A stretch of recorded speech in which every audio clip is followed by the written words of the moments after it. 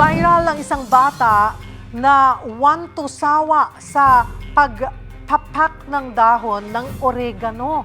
Ano nga ba ang paliwanag dito? Para bigyan ng mukha ang balita, Mobile Journal, Nieda Pascual. Viral ang TikTok video ng isang bata na pumapapak ng dahon ng oregano. Bakit kaya niya ito ginagawa? Sarap ng oregano, Ri. Halos 23 million views na ang video na yan ng 4 na taong gulang na si Ryan mula Pulilan, Bulacan. Mistulang chichirya sa kanya ang pagkain sa dahon ng oregano. May netizens na humanga at natuwa.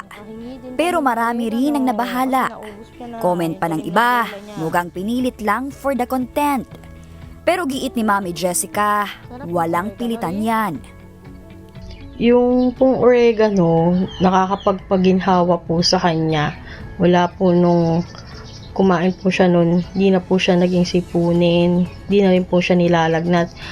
Kwento ng kanyang Mami Jessica, 2 taon pa lang si Rhea nang makahiligan niyang kumain ng oregano. Siya pangaraw ang pumipitas ng mga tanim. Pero ang tanong, safe ba ito? Hindi naman ako masyado nag-worry doon dahil hindi naman branded ang oregano as dangerous sa katawan ng tao kung kakainin or iniinom. Healthy po siya, proven po siya na anti-inflammatory, nakakaano siya ng inflammation ng ating katawan, nalales yung ating mga ubo-ubo, mga sipon-sipon, at meron din siyang proven na antibacterial at antiviral effect. Kung papansining maigi, ang labi at mga daliri ni Ryan kulay ube.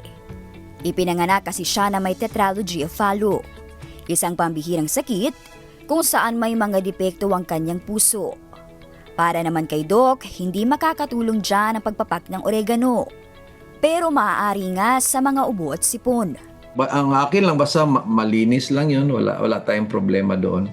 Ibig sabihin, kung pwede na dadaanan din ng tubig, kasi mga alikabok or mga dumi ng hayop, baka pwedeng napunta. Kung sabihin natin malinis naman yun, hinugasan naman yun, kaya naman niyang kainin yun, wala naman akong problema. Sabi naman ni Jessica sasalang na dapat sa operasyon ng kanyang anak para sa sakit nito sa puso. Yun nga lang isa siyang solo parent at hindi sasapat ang kinikita niya bilang tricycle driver at nangangalakal ng bote. Pag po naoperahan si Rian, ay magiging normal na po siya. Yung mga hindi po niya nagagawa, magagawa na po niya pag naoperahan po. Mga kapatid, ako po si Mobile Journal Nieda Pascual.